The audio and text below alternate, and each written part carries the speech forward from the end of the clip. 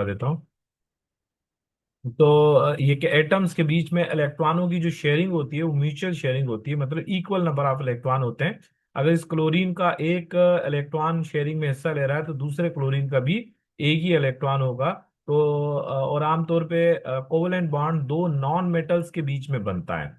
Means के chlorine भी non metal है, दोनों क्लोरीन है, ठीक है। और दोनों एटम अपना एक एक इलेक्ट्रॉन शेयर करते हैं। अच्छा बेटा, बॉन्डिंग में जब भी हम स्ट्रक्चर से शो करते हैं तो एक एटम के इलेक्ट्रॉन को डॉट से शो करते हैं, एक के इलेक्ट्रॉन को क्रॉस से शो करते हैं। इसको डॉट एंड क्रॉस स्ट्रक्चर कहते हैं, ठीक है। बहरहाल अभी हम ये टॉपिक पढ़ना हमारा है भी नहीं। सिर्फ अगले टॉपिक को पढ़ने के लिए हमको सिंपल एक आइडिया लेना है कि कोवलेंट बॉन्डिंग क्या होती है। तो इतना पता होना चाहिए, the mutual sharing of electron between two atom, दो एटम के बीच में। कोवलेंट बॉन्ड की टाइप्स। जी, कोवलेंट बॉन्ड जो है वो तीन तरह के बॉन्ड होते हैं। एक वो कोवलेंट बॉन्ड होता है जिसमें दोनों एटम एक एक इलेक्ट्रॉन शेयर करते हैं। जैसे आप देख सकते हैं, ये एक फ्लोरीन का एटम है, ये भी फ्लोरीन का एटम है, and both they have one electron for the sharing. दोनों एटम अपना एक एक इलेक्ट्रॉन शेयर करेंगे और एक पेयर बनाएंगे। ये एक पेयर, कोई बताएगा ये पेयर किसका है? क्लोरीन वन का, इसमें फ्लोरीन वन का है, फ्लोरीन टू का है। ये पेयर किस में काउंट किया जाएगा? बस दोनों में। ये पेयर जो है, दोनों का है, एक दोनों के।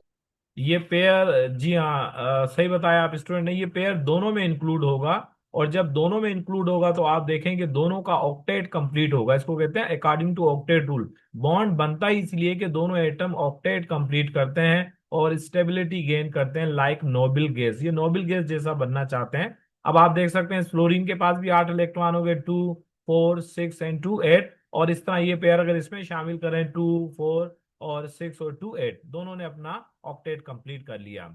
बेटा, इस पेयर को रिप्रेजेंट करने का तरीकेकार क्या होता है? इनके बीच में एक लाइन लगाई जाती है, इसको कहते हैं बॉन्ड। ये सिंगल बॉन्ड है। जैसे वाटर है, वाटर में ऑक्सीजन दो हाइड्रोजन के साथ एक एक इलेक्ट्रॉन शेयर करता है, तो हम दो लाइन लगाते हैं, इसका मतलब दो single covalent bond. Single bond एक एक मॉलिक्यूल में 10 भी हो सकते हैं, 50 भी हो सकते हैं, इससे ज्यादा भी हो सकते हैं। 12 सिंगल बॉन्ड में दोनों एटम एक एक इलेक्ट्रॉन शेयर करते हैं। अच्छा, डबल कोवलेंट बॉन्ड में, जैसे ऑक्सीजन मॉलिक्यूल में दोनों एटम के बीच में डबल कोवलेंट बॉन्ड है, ये ऑक्सीजन है, ठीक है। ये अपने दो इलेक्ट्रॉन शेयरिंग के लिए देगा, दूसरा ऑक्सीजन भी दो देगा। अगर दोनों एटम दो दो इलेक्ट्रॉन शेयर करेंगे and form the two pair between two atoms, and this is called double covalent bond, ठीक है। And no doubt shorter and stronger than single covalent bond. इस पे हम तफसील बाद में भी बात करने वाले हैं। बेटा, तीसरी जो टाइप होती है कोवलेंट बॉन्ड की, that is called triple covalent bond, in which both atom share and form 3 pairs of the electron. दोनों एटम के बीच में 3 पेयर्स बनते हैं। ये आप देख सकते हैं, दोनों नाइट्रोजन ने एक पेयर बनाया, दूसरा पेयर बनाया, तीसरा पेयर बनाया, 3 पेयर बनाए। एक पेयर में 2 इलेक्ट्रॉन होते हैं, तो 3 पेयर में 6 इलेक्ट्रॉन यहाँ पर होंगे। तो ये एक ट्रिपल कोवलेंट बॉन्ड की एग्जाम्पल है।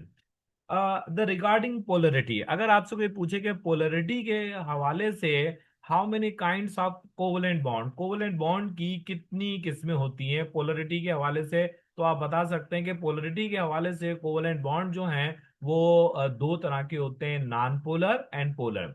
वेरी सिंपल, मैं बहुत आसान अल्फाज में आपको ये बताऊंगा कि एक ऐसा बॉन्ड जो दो एक जैसे एटम के बीच में बने, a bond form between two same atom two like atom, it is called a non polar covalent bond. Non means के नहीं, पोलर जो पोलर नहीं हो, ठीक है। अच्छा, पहले हम ये डिस्कस कर लेंगे पोलर होता क्या है। Polar covalent bond, a bond form between two different atom, two dissimilar atom, और टू ये के डिसलाइक एटम, दो एक जैसे एटम ना हो। आप देख सकते हैं बेटा, नीचे मैंने एक एग्जांपल दी है जिसमें ये कि ग्रीन कलर में एक एटम दिखाया गया है जो कि एक बड़ा एटम है, और दूसरा एटम जो है वो ये के उसमें व्हाइट कलर में है। दोनों एटम एक जैसे नहीं है, एक एटम ज्यादा पावरफुल है, एक एटम कम पावरफुल है। तो जो ज्यादा पावरफुल एटम होता है उसको हम केमिस्ट्री में नाम देते हैं इलेक्ट्रोनेगेटिव और high electronegative, and this atom has a high tendency to attract the share pair of electron towards itself, ठीक है। So we can say always a polar covalent bond is formed between two different atoms, and while a non-polar covalent bond formed between two same atom, दो एक जैसे atom में non polar bond बनेगा और polar covalent bond बनेगा दो मुख्तलिफ atom में, जैसे एच एफ। आपको पता है एच और एफ दोनों एक जैसे एटम नहीं है। आपको शायद पता है या नहीं पता कि दोनों की इलेक्ट्रोनेगेटिविटी क्या है, मगर ये आप में हर कोई बच्चा जवाब दे देगा कि दोनों एक जैसे एटम नहीं है। अगर दोनों एक जैसे नहीं है तो दोनों का पावर एक जैसा नहीं है, मीन्स दोनों की इलेक्ट्रोनेगेटिविटी भी एक जैसी नहीं है। ठीक है, तो पोलर कोवेलेंट बॉन्ड जो दो एटम के दरमियान में बनता है, दोनों मुख्तलिफ एटम होते हैं। How do elements form covalent bond? Element जो है वो कोवेलेंट बॉन्ड कैसे बनाते हैं, तो इसका आप जवाब ये दे सकते हैं कि दोनों एटम अपना इलेक्ट्रॉन शेयर करते हैं और ऑक्टेट को कंप्लीट करते हैं। ठीक है, ए कोवेलेंट बॉन्ड कंसिस्ट ऑफ ये के पेयर ऑफ ये जो दो एटम के बीच में जो पेयर बनता है, ठीक है, ये अगर दोनों एटम ने एक पेयर बनाया है तो इसको हम नाम देंगे single covalent bond and single covalent bond. अच्छा, एक और चीज भी है कि जो पेयर बनता है उसमें कौन से इलेक्ट्रॉन हिस्सा लेते हैं, तो इसका जवाब है आखिरी शेल के, जिसको हम आउटर मोस्ट शेल का नाम देंगे।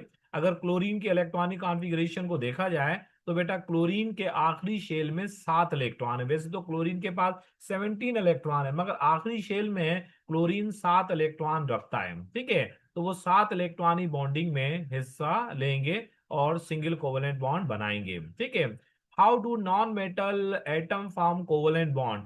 नॉन मेटल ओनली, देखें आप देख सकते हैं गेट पे लिखा है नॉन मेटल ओनली, मींस के फॉर द कोवेलेंट बॉन्ड ये के नॉन मेटल आर अलाउ, क्योंकि नॉन मेटल ही कोवेलेंट बॉन्ड बनाते हैं। अगर मेटल और नॉन मेटल हो तो फिर वो आयोनिक बॉन्ड होगा।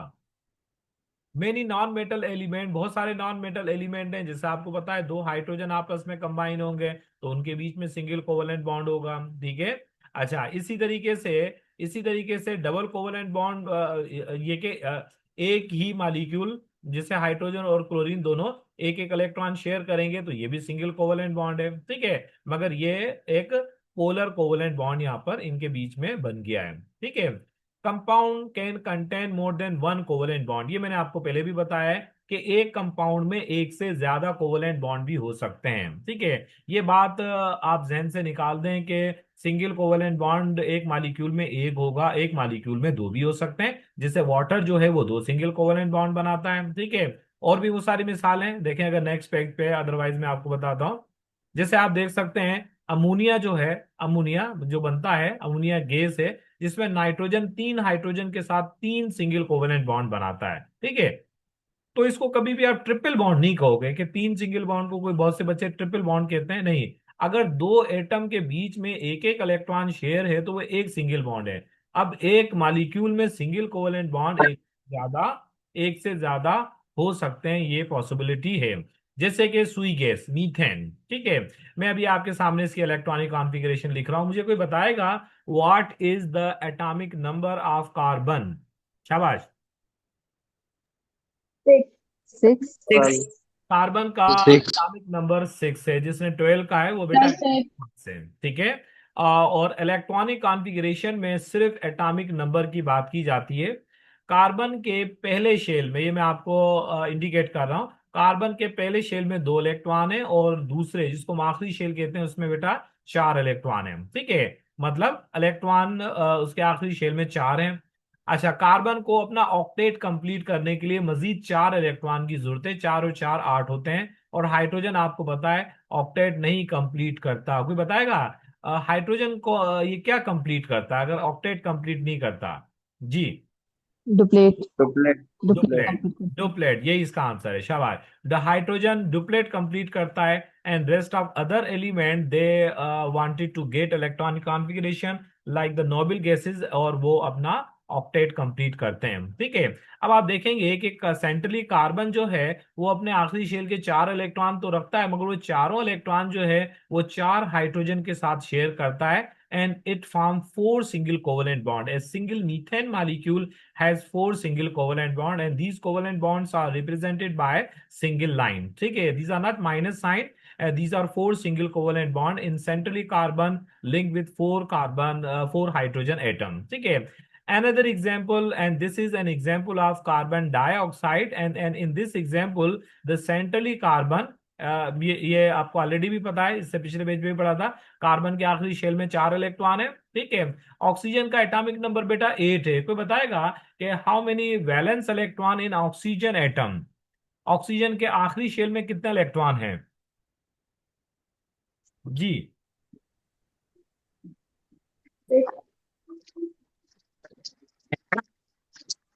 ऑक्सीजन के आखिरी शेल में कितने इलेक्ट्रॉन हैं? Sir 6 two. होते हैं। 6 एंड 6. कार्बन हैज 4, ठीक है।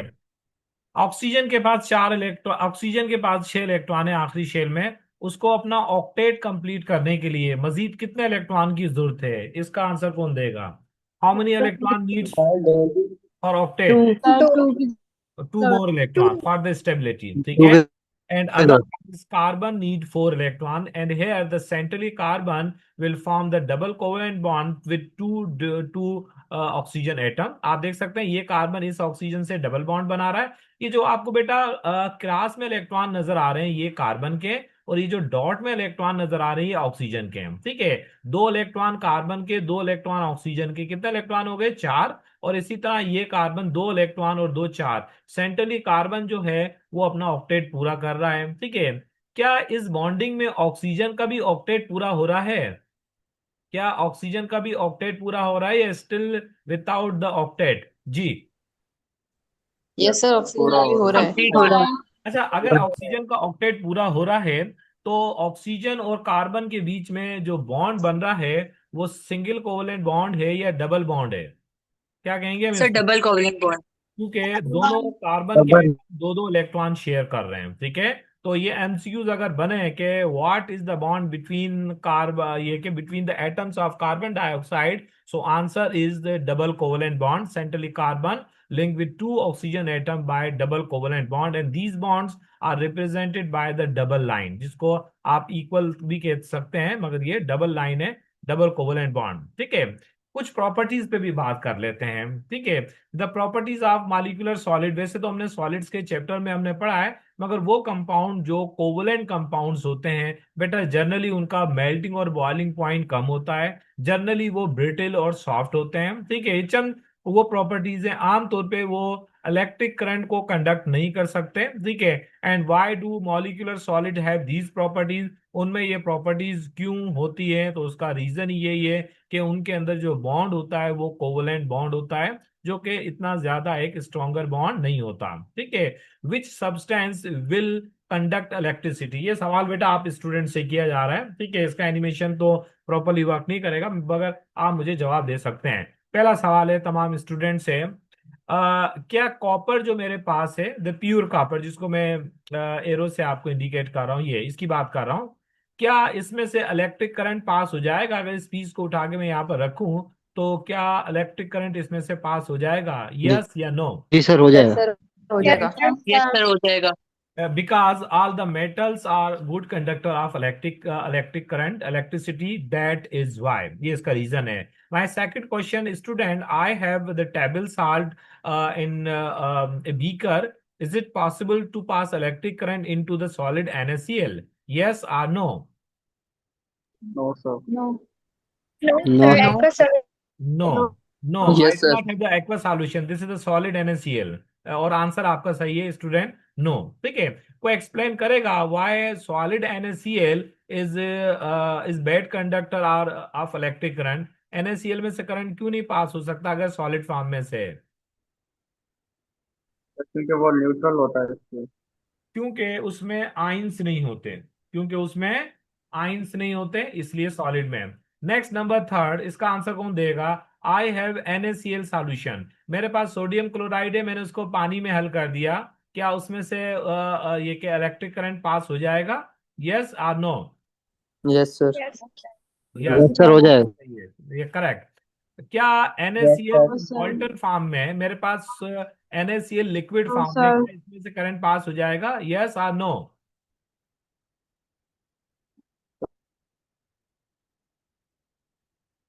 क्या NaCl लिक्विड में से करंट पास हो जाएगा अहमद? होगा लेकिन थोड़ा सा. हाँ, Yes sir, हो पास हो जाएगा. जाएगा मगर कुछ कम है बेटा, इंटरनेट थोड़ी सी अनस्टेबिलिटी शो कर रहा है आपके पास, प्रॉपरली वाइज आ रही है या नहीं है, तो आप मुझे ये बताते जाना मैसेज से। उसके बाद है डायमंड। क्या डायमंड में से करंट पास हो जाता है? क्या डायमंड नो सर। इलेक्ट्रिसिटी का गुड कंडक्टर है? ये No, sir. चैप्टर 6 में पढ़ाया मैंने आपको। नहीं, ठीक है। नो सर नहीं। ग्रेफाइट में से इलेक्ट्रिक करंट पास हो जाएगा। Yes sir. Yes, yes, sir. Graphite is good conductor Yes. Of electric yes sir. Electricity. ठीक है जी। ये के जो ग्रेफाइट जो इलेक्ट्रिक करंट का गुड कंडक्टर होता है। चलें बहरहाल, मैं नेक्स्ट पेज पे आता हूं, मुझे आप बताना नेक्स्ट पेज जो चेंज हुआ या नहीं। जी, क्या लिखा हुआ है इस पेज पे, कोई बताएगा मुझे? Bond energy. बॉन्ड एनर्जी, ठीक है। बेटा ये टॉपिक हमारा इस चैप्टर नंबर 3 में है, बट बल्कि मैं ये कहूँ कि जो मैंने अब तक पढ़ाया है ये टॉपिक इस चैप्टर में नहीं है। अब आप कहेंगे सर हमने पढ़ाई क्यों है? क्योंकि हमको जो इस चैप्टर में टॉपिक पढ़ने हैं उसके लिए इसका आना बहुत लाजमी था, ठीक है। ये 9 मैट्रिक के टॉपिक पे बेस ये चैप्टर है, तो इसलिए मैंने इसका आपको आइडिया दिया। बेटा बॉन्ड एनर्जी के लफ्जी मायने तो ये हैं कि वो एनर्जी जो किसी बॉन्ड को तोड़ने के लिए लगती है उसको बॉन्ड एनर्जी कहते हैं, या वो एनर्जी जो किसी को बॉन्ड को बनाने में मींस के जोड़ने में लगती है, that is called bond energy. Means के we can define as the amount of energy required to break a mole of bond is called bond energy, और amount of energy the release in the formation of a covalent bond is also called the bond energy, ठीक है। अभी तक हमने bond पढ़े, single covalent bond, double covalent bond, triple covalent bond. ये bond जब बेटा बनते हैं तो इनमें से एनर्जी निकलती है, और जब कभी भी हम इन बॉन्ड को तोड़ते हैं तो भी इसको एनर्जी देनी पड़ती है। दोनों एनर्जी को नाम देते हैं बॉन्ड एनर्जी, ठीक है।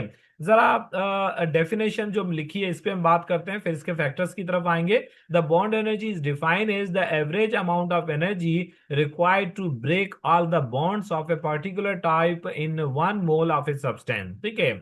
एक मॉलिक्यूल में जितने भी बॉन्ड हैं, सिंगल बॉन्ड है, डबल बॉन्ड है या ट्रिपल बॉन्ड है, उन तमाम बॉन्ड को तोड़ने के लिए जितनी एनर्जी लगती है उसको हम नाम देते हैं बॉन्ड एनर्जी, ठीक है।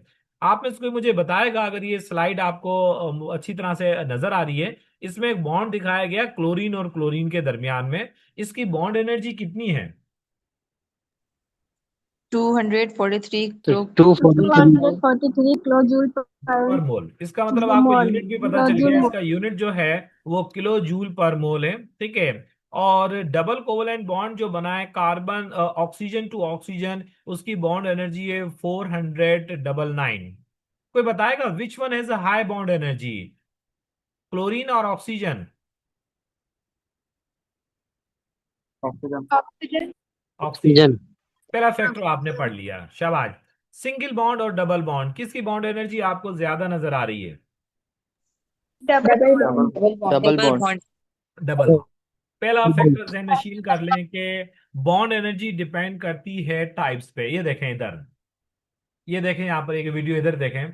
ट्रिपल कोवलेंट बॉन्ड है तो उसकी बॉन्ड एनर्जी सबसे ज्यादा है, डबल कोवलेंट बॉन्ड की बॉन्ड एनर्जी उसके बाद कम है, और सबसे कम बॉन्ड एनर्जी किसकी होती है? सिंगल कोवलेंट बॉन्ड की, ठीक है। And here you can compare bond energy between single and double covalent bond of the chlorine and oxygen molecule, and oxygen molecule has high bond energy than chlorine, ठीक है। अगर ये सवाल आता है कि explain why oxygen molecule has a high bond energy than chlorine, otherwise both are non-polar, तो answer ये बनेगा because the oxygen molecule has double covalent bond than the chlorine molecule, ठीक है। नेक्स्ट है टाइप्स ऑफ मॉलिक्यूलर ऑर्बिटल। कोई मुझे बताएगा कि एटॉमिक ऑर्बिटल्स, कोई भी मुझे एक दो एटॉमिक ऑर्बिटल्स के नाम बता दो। एटॉमिक ऑर्बिटल्स या ऑर्बिटल्स कह दें। एम एल से S P D F, SPDF. ये तमाम के तमाम क्या है? एटॉमिक ऑर्बिटल्स, ठीक है। इन तमाम ऑर्बिटल्स को नाम दिया जाता है एटॉमिक ऑर्बिटल्स। अच्छा, जब ये एटॉमिक ऑर्बिटल्स बेटा आपस में जुड़ते हैं तो ये मॉलिक्यूलर ऑर्बिटल्स बनाते हैं। अब तक तो हम बॉन्ड की बात कर रहे थे, single bond, double bond, triple bond. अब बेटा हमारी स्टडी और ज्यादा ब्रॉडली है कि सिंगल बॉन्ड जो बनता है, बट एक्चुअली उसमें कौन सा बॉन्ड बनता है? सिग्मा बॉन्ड बनता है या पाई बॉन्ड बनता है? तो पहली निशानी आप नोट कर लें कि सिग्मा बॉन्ड कब बनेगा? Bond form between atom by head to head overlapping, मतलब एटॉमिक ऑर्बिटल ऐसे ओवरलैप होंगे कि उनके हेड्स जो हैं वो ज्वाइन होंगे, ठीक है, हाफ फिल्ड एटॉमिक ऑर्बिटल के, उसको नाम देते हैं सिग्मा बॉन्ड। पहले मैं आपको ये एटॉमिक ऑर्बिटल दिखा दूं, ठीक है। आप देख सकते हो बेटा आपके सामने एक पेज में सबसे पहले ये ओवरलैपिंग दिखाई गई है, ठीक है। ये तमाम जो ओवरलैपिंग है या पता नहीं चंद है कि इसमें सबसे पहली ओवरलैपिंग मैं आपके सामने डिस्कस कर रहा हूं एस एस, मतलब ये एक एटॉमिक ऑर्बिटल है एस का और ये भी एस का, ये दोनों जो ओवरलैप हो रही है हेड टू हेड है, मतलब एस एस में तो कोई चांस ही नहीं है कि हम कहेंगे हेड टू हेड नहीं है, क्योंकि एस के पास तो होता ही हेड है, ठीक है। तो एस एस ओवरलैपिंग तो हेड टू हेड होती है। और ये जहन नशीन कर लें, फिर पिछले पेज पे आ जाएं कि सिग्मा बॉन्ड कब बनता है? By two atom by head to head overlapping. अभी फिलहाल इस चीज को नोट कर लें, हेड टू हेड ओवरलैपिंग जिसमें एटॉमिक ऑर्बिटल्स के हेड ज्वाइन होते हैं, ठीक है। अच्छा, हेड किस में ज्वाइन होंगे? अगर दोनों एटॉमिक ऑर्बिटल ऐसे ज्वाइन हो, एस एस, तो ये हेड टू हेड ओवरलैपिंग है। अगर एस पी हो, मतलब एक एटॉमिक ऑर्बिटल एस का हो और दूसरा पी का हो, मगर ऐसे ओवरलैप हो, ऐसे नहीं ओवरलैप हो, अगर इस तरह ओवरलैप हुए तो इसको हम कहेंगे नॉन बॉन्डिंग, मतलब ये हेड टू हेड ओवरलैपिंग नहीं है, ये सिग्मा बॉन्ड नहीं है। और अगर ऐसे ओवरलैप हुए, एस का भी हेड और पी एटॉमिक ऑर्बिटल का भी हेड, दोनों इस तरीके से ओवरलैप हुए, मींस के इन दोनों के बीच में सिग्मा बॉन्ड बना है। एस एस के बीच में तो हर सूरत में सिग्मा बॉन्ड बना है। और अगर एस पी एटॉमिक ऑर्बिटल एक ऐसा एस एटॉमिक ऑर्बिटल पी से ओवरलैप हो and p is vertical not horizontal, so तो उनके बीच में बेटा सिग्मा बॉन्ड नहीं बनेगा, ठीक है। तो सिग्मा बॉन्ड हमेशा उस तरह बनेगा जब दोनों एटॉमिक ऑर्बिटल जो हैं वो हेड टू हेड ओवरलैप होंगे। सिग्मा बॉन्ड जो बनता है वो उसकी मजीद तीन टाइप्स होती हैं, या तो एस एस ओवरलैपिंग होती है, या एस पी ओवरलैपिंग होती है, या पीपी ओवरलैपिंग होती है। मैंने तीनों आपको बाकायदा एक अच्छी डायग्राम से एक्सप्लेन करूंगा।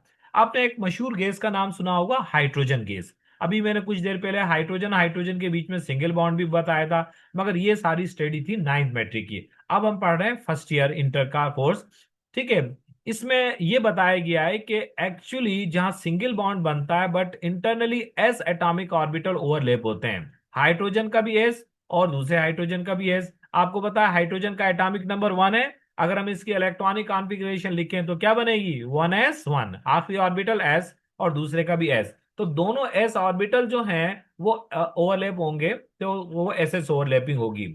आपने नाम सुना होगा एक कंपाउंड का H F, hydrogen fluoride, hydrofluoric acid, ठीक है, या हाइड्रोक्लोरिक एसिड, ये मुख्तलिफ कंपाउंड है। तो हाइड्रोजन का एस ऑर्बिटल और फ्लोरीन का पी ऑर्बिटल, ठीक है। अब आप कहेंगे सर फ्लोरीन का पी कैसे? फ्लोरीन का एटॉमिक नंबर 9 है। कोई आप में से इसकी इलेक्ट्रॉनिक कॉन्फ़िगरेशन बताएगा? अगर एटॉमिक नंबर 9 है फ्लोरीन का, तो पहले दो इलेक्ट्रॉन जाएंगे 1s में, 1s2। उसके बाद कोई बताएगा नेक्स्ट दो इलेक्ट्रॉन किस में जाएंगे? 2s2, yes, then 2p, 1s2, 2s2 2p5 and 2p। P 2s2 में कितने इलेक्ट्रॉन आएंगे? पी में कितने 6, इलेक्ट्रॉन आएंगे? 7, 2p5, 2p5, ठीक है। टोटल एटॉमिक नंबर फ्लोरीन का 9 था, जिसमें दो इलेक्ट्रॉन तो गए एस में और बाकी दो इलेक्ट्रॉन 2s और ये के 2p में गए, तो फ्लोरीन के आखिरी शेल में 7 इलेक्ट्रॉन। अब ये बहरहाल फ्लोरीन का आखिरी ऑर्बिटल क्या बना? 2p, 2p, ठीक है, p। तो फ्लोरीन का p ऑर्बिटल और हाइड्रोजन का s ऑर्बिटल ओवरलैप होंगे, तो इनके बीच में ओवरलैपिंग क्या होगी? sp overlapping. और sp ओवरलैपिंग क्या लेके आती है? Sigma bond. आपने एक मशहूर गैस का नाम सुना होगा फ्लोरीन गैस, जिसमें दोनों फ्लोरीन के एटम आपस में ओवरलैप होंगे, मगर बेटा ओवरलैप ऐसे होंगे हॉरिजेंटली, क्योंकि अगर हॉरिजेंटली ओवरलैप होंगे तो इनके बीच में बॉन्ड बनेगा सिग्मा, ठीक है। और सिग्मा बॉन्ड जो है वो S S overlapping, S P overlapping और पीपी ओवरलैपिंग से बनता है। अब क्वेश्चन ये अराइज होता है तो फिर पाई बॉन्ड किस तरह से बनता है? जी, पाई बॉन्ड की कंडीशन क्या है समझ लें बेटा, इधर देखें मेरी तरफ। अगर दो एटम्स के बीच में एक सिग्मा बॉन्ड बन गया, एक सिंगल बॉन्ड मतलब सिग्मा बन गया, अब वो दोनों एटम एक और बॉन्ड अपने दरमियान में बनाना चाहते हैं, तो बेटा दूसरा सिग्मा बॉन्ड नहीं बनेगा, इन दोनों के बीच में अब जो दूसरा बॉन्ड बनेगा वो पाई बनेगा। मतलब पाई बॉन्ड के लिए लाजमी है कि दो एटम के बीच में पहले सिग्मा बॉन्ड बन चुका हो। अगर सिग्मा बॉन्ड बन चुका है तो अगला बॉन्ड जो बनेगा वो क्या बॉन्ड होगा? पाई बॉन्ड। ठीक है। तो पाई बॉन्ड के लिए लाजमी है कि दोनों एटम के बीच में सिग्मा बॉन्ड बन चुका हो। ठीक है। आप में से कोई पढ़ेगा कि पाई बॉन्ड की डेफिनेशन क्या लिखी हुई है? अहमद, आप मुझे पढ़ के बताएं कि what is the definition of pi bond. The type of covalent bond which is formed by overlapping of parallel p orbital is called a pi bond. अच्छा, एक और भी लिखी हुई है नीचे। A pi bond is formed by the lateral or sideways or parallel overlapping of p orbital of two of the atoms which are already bonded by a sigma bond and their axes are coplanar. Means के pi bond में बेटा ये जो तीन चार लाइनें आपके सामने अहमद ने पढ़ी हैं, वो डेफिनेशन कुछ ये इस डायग्राम से आप आसानी से समझ जाएंगे कि जब भी एटॉमिक ऑर्बिटल लेटरल ओवरलैप हो, ऐसे ऐसे वर्टिकल ओवरलैपिंग हो। ठीक है। आपने पढ़ा था कि अगर हॉरिजेंटल ऐसे ओवरलैप होते हैं तो फिर तो हेड टू हेड ओवरलैपिंग है, सिग्मा बॉन्ड बनेगा। अगर एटॉमिक ऑर्बिटल ऐसे लेटरली ओवरलैप होते हैं, वर्टिकल ओवरलैप होते हैं, then a bond form between these two atom is always the pi bond. ठीक है। फिर जो बॉन्ड बनेगा वो पाई बॉन्ड बनेगा। आप में से बहुत सारे बच्चे सोच रहे होंगे कि कब एटॉमिक ऑर्बिटल हॉरिजेंटल ओवरलैप होंगे और कब एटॉमिक ऑर्बिटल वर्टिकल ओवरलैप होंगे। फिर सुन ले मेरी बात। अगर दो एटम के बीच में पहला बॉन्ड बन रहा है, पहला बॉन्ड शेयर हो रहा है, तो नो डाउट हर सूरत में जो बॉन्ड बनेगा वो सिग्मा बनेगा और वो हॉरिजेंटल ओवरलैपिंग होगी। अब दोनों एटम चाह रहे हैं कि हम एक एक इलेक्ट्रॉन और शेयर करें और एक बॉन्ड और बनाएं, तो अगला बॉन्ड जो बनेगा वो सिग्मा नहीं होगा। अब दोनों एटॉमिक ऑर्बिटल जो हैं वो ये के वर्टिकल ओवरलैप होंगे, जिसको हम लेटरल ओवरलैपिंग भी कहते हैं, और जो बॉन्ड बनेगा वो क्या होगा?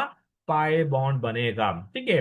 बेटा नेक्स्ट, ये बहुत अहम टॉपिक है। मतलब अगर आप कहें कि फर्स्ट ईयर के कुछ चंद प्रोमिनेंट टॉपिक्स के नाम आप बताएं तो उनमें से इस चैप्टर की ये वेस्पर थ्योरी है। ठीक है। एमओटी मालिकुलर ऑर्बिटल थ्योरी है। और जो अभी मैंने आपको एक्सप्लेन किया ये जो टॉपिक था वैलेंस बॉन्ड थ्योरी है। ये बहुत ही प्रोमिनेंट टॉपिक है, इसलिए मैंने इस चैप्टर को थोड़ा सा एंड में रखा था कि तमाम स्टूडेंट जो हैं वो इस क्लास को ये के अटेंड कर सकें। ठीक है। तो ये इंशाल्लाह कल संडे, मगर कल मैं क्लास आपकी रखूंगा। ऐसा हो सकता है मैं कल आपकी एक ये के इसमें एक बड़ी क्लास लूं, तो उसमें ये तमाम थ्योरी के चैप्टर, ये जो टॉपिक हैं, इसको हम डिस्कस करेंगे। ठीक है। मेरे ख्याल में आज के लिए इतना ही काफ़ी है। मैं आप स्टूडेंट को इसकी जो रिकॉर्डिंग है वो भी सेंड कर दूंगा, और कुछ अच्छे एनिमेशन है वो भी, और कुछ ये के वर्कशीट क्वेश्चंस हैं बेटा वो भी आपको सेंड कर दिए जाएंगे। मगर उसका ये कि जो सॉल्यूशन होगा, जो आप सॉल्व करके आप मुझे सेंड करेंगे, वो आपको इंडिविजुअल करना है, ना कि आप ये कि ग्रुप में उसको सेंड कर दें। अदरवाइज फिर वो तमाम बच्चों को उसका आंसर ये कि आ जाएगा, तो फिर उस सूरत में सही रिजल्ट नहीं मिल पाएगा। ठीक है। चले बहरहाल आज के लिए इतना ही काफी है। ओके, अल्लाह हाफिज।